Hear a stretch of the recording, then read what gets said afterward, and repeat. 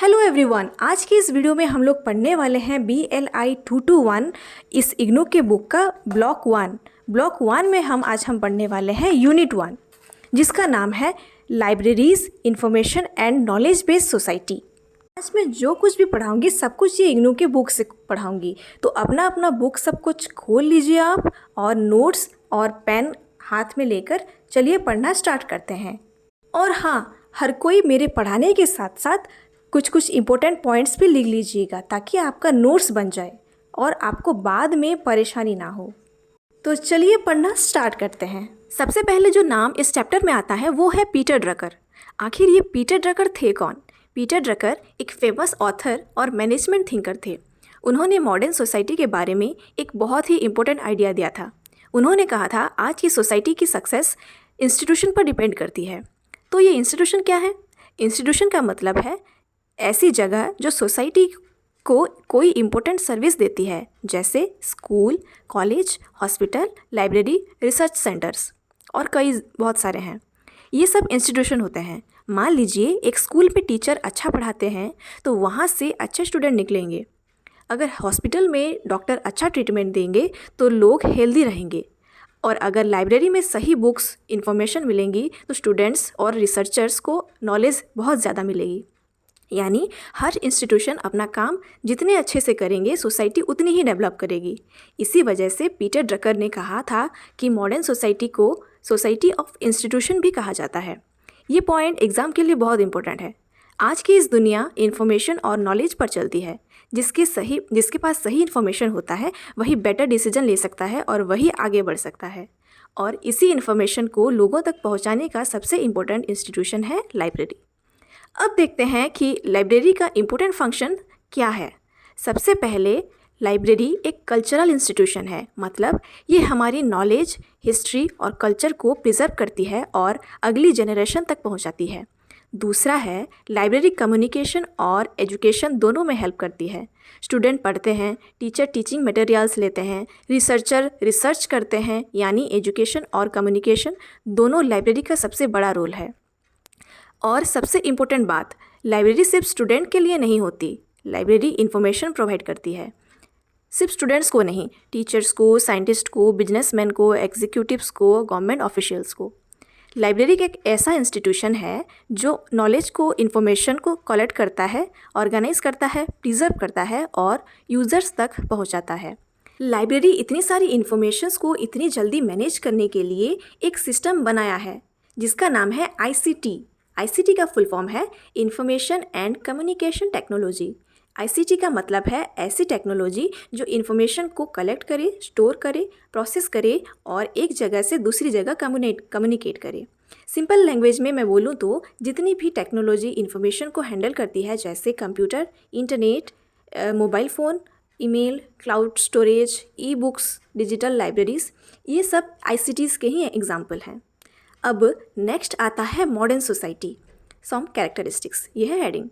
Modern society में modern का मतलब है आधुनिक, यानी आज के टाइम की सोसाइटी। लेकिन सिर्फ मॉडर्न कपड़े पहन लेना या मोबाइल यूज़ कर लेना ही मॉडर्न सोसाइटी नहीं होता। मॉडर्न सोसाइटी के कुछ कैरेक्टरिस्टिक्स भी होते हैं। चलिए देखते हैं मॉडर्न सोसाइटी के क्या क्या कैरेक्टरिस्टिक्स हैं। पहला है बेटर एजुकेशन, लोग पहले से ज़्यादा एडुकेट हैं। दूसरा है IT लिटरेसी, मतलब इंफॉर्मेशन टेक्नोलॉजी में लोग ज़्यादा पढ़ने लगे हैं, मतलब कंप्यूटर और इंटरनेट का यूज़ बढ़ने लगा है।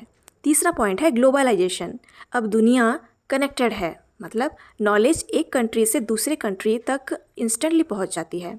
चौथा है better communication, phone, internet, TV, email, VC मतलब वीडियो कॉन्फ्रेंस, ये सब कम्युनिकेशन को फास्ट बनाते हैं।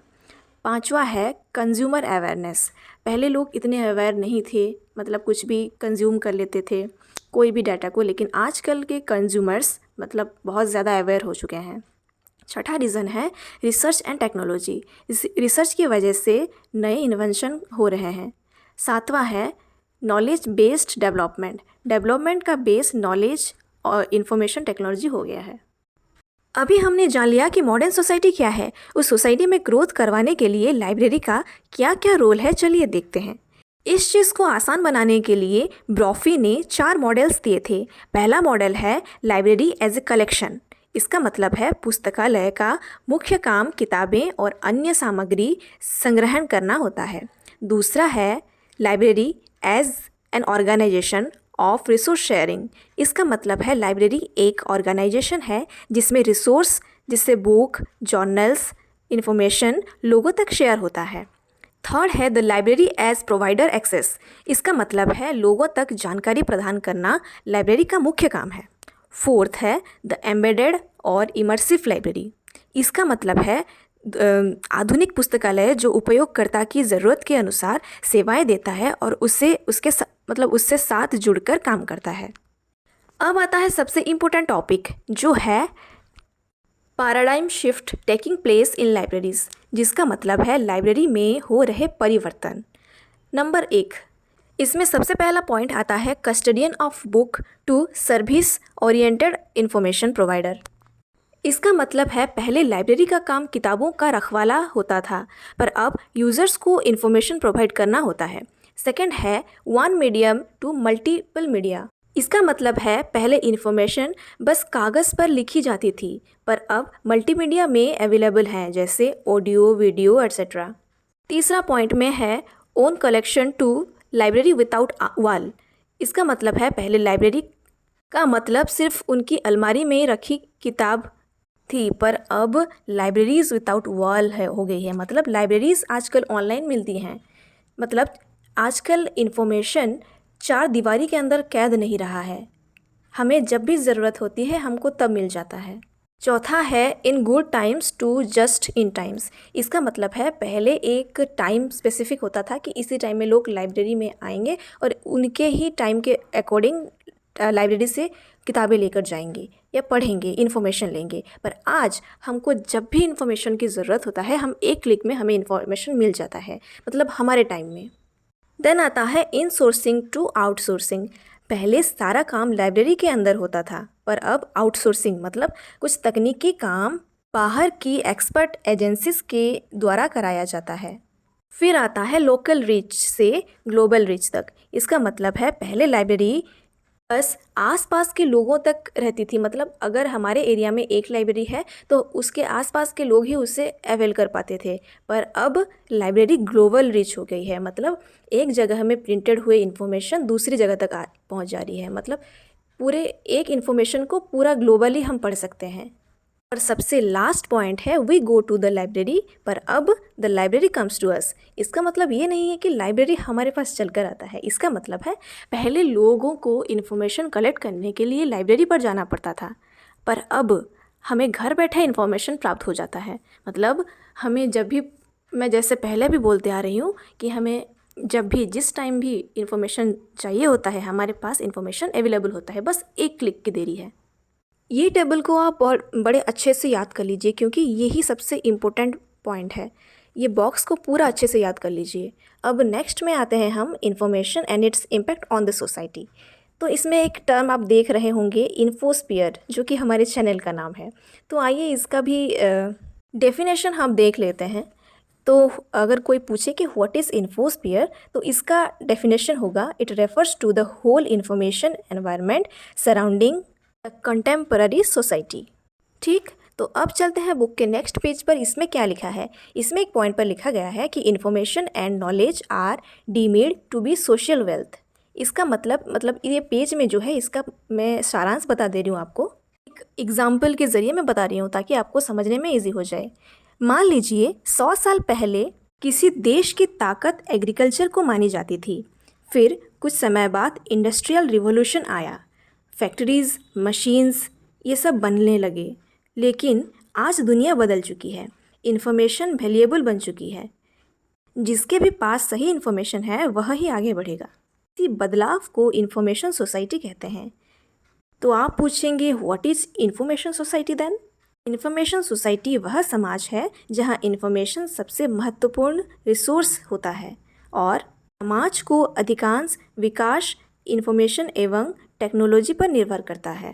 इस पेज में कुछ इम्पोर्टेंट बातें हैं, याद कर लीजिएगा। जैसे इन्फॉर्मेशन टेक्नोलॉजी की अवधारणा को वास्तविक स्तर पर मान्यता देने के लिए WSIS का योजना किया गया था। WSIS का मतलब the world summit on the information society. दूसरा इम्पोर्टेंट पॉइंट है 2003 में जेनेवा में पहला चरण हुआ था ये समिट का, और 2005 में ट्यूनिस में दूसरा चरण हुआ था ये समिट का, मतलब WSIS का। चलिए अब देखते हैं कि इंफॉर्मेशन सोसाइटी का कंसेप्ट इवोल्यूशन कैसे हुआ था। इंफॉर्मेशन सोसाइटी का इवोल्यूशन 3 स्टेजेस में हुआ था। पहला था एग्रेनियन सोसाइटी, मतलब जिसमें सारे लोग बस एग्रीकल्चर में डिपेंडेंट रहते थे। फिर इवोल्यूशन होके आया इंडस्ट्रियल सोसाइटी, जिसमें इंडस्ट्रीज़ बनने लगी, फैक्ट्रीज़ बनने लगे और लोग फैक्ट्रीज़ और इंडस्ट्रीज़ में डिपेंडेंट होने लगे। फिर आया पोस्ट इंडस्ट्रियल सोसाइटी, ये है थर्ड। अगर कोई पूछे कि इंफॉर्मेशन सोसाइटी का स्टार्टिंग ईयर क्या है तो आपको लिखना है 1970s। और अगर कोई पूछे कि कितने साल तक इंफॉर्मेशन सोसाइटी पॉपुलर बन चुकी थी तो लिखना है 1980। इंफॉर्मेशन सोसाइटी को पॉपुलर बनने में कई ऑथर्स के हाथ था। सबसे पहला ऑथर आते हैं मेडूसा। यह इंफॉर्मेशन को प्रिजर्व करके रखे थे, जो कि जापानीज समाज को आगे बढ़ाने और उसका विकास करने में मुख्य इंजन, मतलब ड्राइविंग फोर्स हुआ करती थी। फिर आते हैं टॉम स्टोइनर। इन्होंने वेस्टर्न सोसाइटी के एक नए युग की तस्वीर दुनिया के सामने रखी। इन्होंने इंडस्ट्रियल सोसाइटी और इंफॉर्मेशन सोसाइटी के बीच एक कंपैरिजन किया था। फिर आते हैं डैनियल बेल। ये सबसे इम्पोर्टेंट ऑथर है, इनको अच्छे से याद कर लीजिएगा। डैनियल बेल 1973 में एक बुक लिखे थे जिसका नाम था the coming of post industrial society. उस बुक के ज़रिए उन्होंने कहा फ्यूचर सोसाइटी का आधार होगा साइंस, टेक्नोलॉजी, कंप्यूटर और थ्योरेटिकल नॉलेज। है एल्विन टॉफलर। एल्विन टॉफलर ने 2 फेमस टर्म दिए थे। एक का नाम था इंफॉर्मेशन बॉम्ब, जिसका मतलब है इतनी ज़्यादा इन्फॉर्मेशन आ जाएगी इस दुनिया में कि मैनेज करना मुश्किल हो जाएगा। आज इंटरनेट देखकर आप समझ सकते होंगे। एक दूसरा कहा था पावर शिफ्ट। पावर धीरे धीरे मनी से नॉलेज की तरफ शिफ्ट हो जाएगी। फिर आते हैं जॉन नैस्बिथ। उन्होंने कहा अमेरिका 1960 और 70 के बीच इंडस्ट्रियल सोसाइटी से इंफॉर्मेशन सोसाइटी में बदल चुका है। बदलाव का सबसे बड़ा कारण था कंप्यूटर। अभी हमने देखा कि इंफॉर्मेशन सोसाइटी कैसे डेवलप हुई थी और ऑथर्स ने क्या क्या कहा था डेवलपमेंट को लेकर। हम देखने वाले हैं कि इस इंफॉर्मेशन सोसाइटी का डेफिनेशन क्या है और मीनिंग क्या है, किस किस ऑथर ने क्या क्या डेफिनेशन दिया था। इनमें सबसे पहला नाम आता है ब्रांस्कोम। इन्होंने कहा था यह सोसाइटी है जहां अधिकांश लोग इन्फॉर्मेशन को क्रिएट, गैदर, स्टोर, प्रोसेस और डिस्ट्रीब्यूट करते हैं। फिर आता है मैनफ्रेड कोचन। इन्होंने कहा था कि इन्फॉर्मेशन सोसाइटी में नॉलेज सबसे बड़ी शक्ति होती है। उन्होंने 3 बातें कही थी। पहली, नॉलेज बेस्ड वर्क बढ़ता है, मतलब लोग फिजिकल लेबर कम करते हैं और नॉलेज गेन ज़्यादा करते हैं। दूसरा है इंफॉर्मेशन सोसाइटी की हर एक्टिविटी में इंफॉर्मेशन इम्पोर्टेंट होता है। तीसरा, प्रॉब्लम को पावर से नहीं, नॉलेज से और ह्यूमन वैल्यू से सॉल्व किया जाता है। उन्होंने एक और टर्न दिया था community brain to world brain.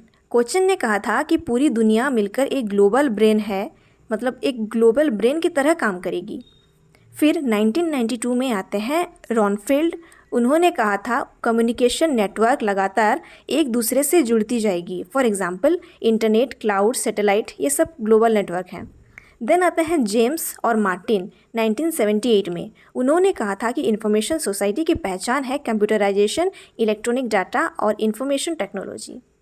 तो एक नया टॉपिक शुरू होता है, factor determining the arrival of information society. इसका मतलब है ऐसा कौन सा साइन है जिन्हें देखकर हमें पता चलेगा कि हम इंफॉर्मेशन सोसाइटी में एंटर कर चुके हैं। बुक्स में इसके 3 मेन पॉइंट्स दिए गए हैं। सबसे पहला फैक्टर है डाटा एक्सप्लोजन। डाटा एक्सप्लोजन क्या है? डाटा एक्सप्लोजन का मतलब है कि आज के समय में डाटा और इन्फॉर्मेशन की क्वांटिटी बहुत तेज़ी से बढ़ गई है। यह रैपिड इंक्रीज इन डाटा को डाटा एक्सप्लोजन कहते हैं। दूसरा फैक्टर है इन्फॉर्मेशन कॉन्शियसनेस और इन्फॉर्मेशन डिपेंडेंस।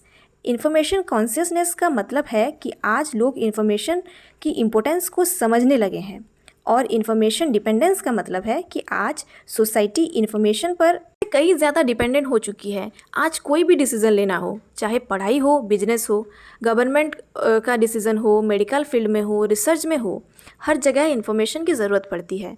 तीसरा फैक्टर है कंप्यूटिंग और कम्युनिकेशन टेक्नोलॉजी का तेज़ी से डेवलप होना। सिंपल लैंग्वेज में कहें तो कंप्यूटर और कम्युनिकेशन टेक्नोलॉजी बहुत तेज़ी से डेवलप हो रही है। इंटरनेट आया, मोबाइल आया, हाई स्पीड नेटवर्क आया, डिजिटल कम्युनिकेशन आसान हो गई है। इसी डेवलपमेंट की वजह से इंफॉर्मेशन को स्टोर करना, प्रोसेस करना और दुनिया के किसी भी कोने से कुछ सेकंड में भेजना पॉसिबल हो गया है। इसीलिए कंप्यूटर टेक्नोलॉजी और कम्युनिकेशन टेक्नोलॉजी को भी इंफॉर्मेशन सोसाइटी आने का एक बड़ा रीज़न है। अब यहाँ एक स्कॉलर का नाम आता है, कॉवेल। इन्होंने कहा इंफॉर्मेशन सोसाइटी बनने के लिए सिर्फ कंप्यूटर होना काफ़ी नहीं है, सबसे ज़रूरी एक है telecommunication based information service infrastructure होना। सिंपल वर्ड में मतलब ऐसा नेटवर्क होना चाहिए जिससे ज़्यादा से ज़्यादा लोग एक दूसरे से कनेक्टेड हों। जितनी ज़्यादा लोग एक दूसरे से जुड़ेंगे उतनी ही ज़्यादा जल्दी इंफॉर्मेशन सोसाइटी की डेवलपमेंट होगी। अब देखते हैं 4 स्टेजेस ऑफ टेक्नोलॉजिकल डेवलपमेंट। अब बुक में 4 स्टेजेस दी गई हैं, इन्हें सिर्फ समझ लीजिए, याद करना आसान है। Stage 1 science based computerisation. Computer सबसे पहले बड़े बड़े नेशनल प्रोजेक्ट्स और साइंटिफिक रिसर्च में यूज हुए, जैसे space research, defence research, lab आदि में। फिर स्टेज 2 मैनेजमेंट बेस्ड कंप्यूटराइजेशन। फिर कंप्यूटर गवर्नमेंट ऑफिस और बिजनेस मैनेजमेंट में इस्तेमाल होने लगी। फिर सोसाइटी बेस्ड कंप्यूटराइजेशन। इसके बाद कंप्यूटर पूरे सोसाइटी के बेनिफिट के लिए यूज होने लगे, जैसे एजुकेशन में, बैंकिंग में, डिजिटल पेमेंट में, ऑनलाइन रेलवे टिकट्स में, ई गवर्नेंस में। यानी कंप्यूटर आम लोगों की ज़िंदगी का हिस्सा बन गया। अब स्टेज 4 इंडिविजुअल बेस्ड कंप्यूटराइजेशन। यह सबसे एडवांस स्टेज है। इनमें हर व्यक्ति के पास कंप्यूटर, इंटरनेट और इन्फॉर्मेशन की एक्सेस होती है, जिससे लोग अपनी प्रॉब्लम्स खुद सॉल्व कर लेते हैं। तो आज के लिए हमने इतना पढ़ा है। दूसरे वीडियो में इसके नेक्स्ट वाले टॉपिक को पढ़ेंगे बहुत आसानी से। आज हमने जैसे पढ़ा, को अगर वीडियो अच्छा लगा हो तो लाइक, शेयर और सब्सक्राइब ज़रूर करें। तब तक के लिए keep learning and keep going.